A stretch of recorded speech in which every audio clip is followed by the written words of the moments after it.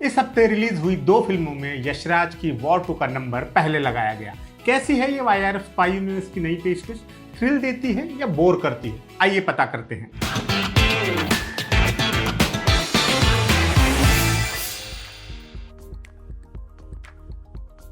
War 2 की punch line भले ही nation first हो, ये मुकम्मल फिल्म एक्शन फर्स्ट के फॉर्मूले पे चलती है। फिल्म में इतनी मात्रा में एक्शन सीक्वेंसेस हैं कि सिर्फ इसी को देखने गए फैंस की लॉटरी लगने वाली है। बहरहाल जिन्होंने पहली वाली वॉर देखी होगी उन्हें पता ही होगा कि ऋतिक का किरदार क्या है।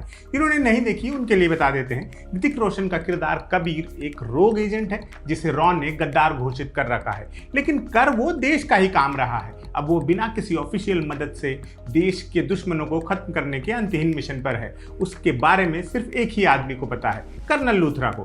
दूसरी तरफ कली नाम का कोई सिंडिकेट चीफ है जो प्राइमरीली भारत का दुश्मन है। बिना चेहरे का ये विलन पूरी फिल्म भर भारत को नुकसान पहुंचाने के मिशन प्लान करता रहता है। उसने अपना अगला हथियार कबीर को बनाया है। फिर एक ट्विस्ट आता है और कबीर की जिंदगी फिर कनी बन जाती है। फिर एक और ट्विस्ट आता है, फिर छोटे मोटे कई ट्विस्ट, फिर इंटरवल ब्लॉक में ट्विस्ट का माउंट एवरेस्ट और इंटरवल के बाद ट्विस्ट की लहलहाती फसल। वही सब कुछ फिल्म का मेन प्लॉट है। हाँ, एक और सज्जन भी है फिल्म में जो कबीर के सामने चैलेंज देता हुआ खड़ा है, विक्रम नाम का एक और एजेंट। इन भाई साहब का कबीर से कई लेवल का कनेक्शन है। इसके आगे कुछ बताएंगे तो स्पॉइलर हो जाएगा। फिल्म देखिए और जान जाइए।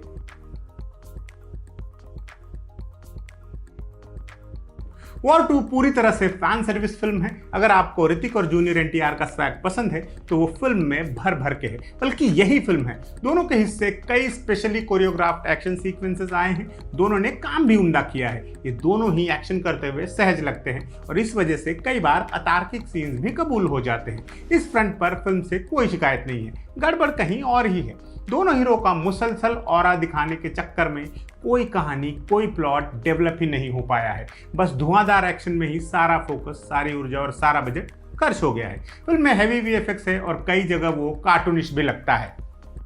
एक अकेला आदमी हर बार दुश्मनों के अड्डे में घुसकर तबाही मचाए, दर्जनों लोगों को बिना थके मारता ही जाए, वो भी पूरे स्वैग, स्टाइल और एटीट्यूड के साथ, ये एक आध बार तो ठीक लगता है, लेकिन लगातार ऐसे ही सीन आते रहते हैं फिल्म में और ये थकाऊ लगने लगता है। जब हमारे हीरो ने हर सिचुएशन में जीतना ही है तो क्या ही पॉइंट रहा विलन की मौजूदगी का और उसके असला बारूद का।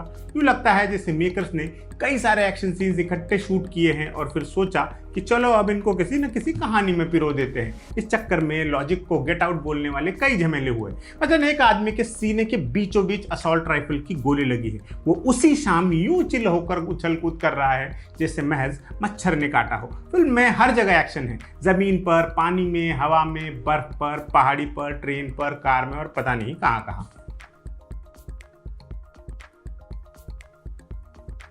किसी भी फिल्म का पूरी तरह इम्पैक्ट तब पड़ता है जब उसके साइड कैरेक्टर्स दमदार हो। यहाँ तो 2 लोगों के अलावा किसी के लिए कोई स्कोप है ही नहीं। चाहे अनिल कपूर हो, चाहे कियारा आडवाणी, चाहे वरुण बड़ोला, सब बस मौजूदगी दर्ज करवाने भर के लिए हैं। कियारा के साथ तो बहुत ही नाइंसाफी हुई लगती है। उनके कैरेक्टर को कोई डेफिनेट आर्क ही नहीं दिया गया है। वो सीन की जरूरत के हिसाब से कभी हीरो की दोस्त तो कभी घनघोर शत्रु में स्विच करती रहती है।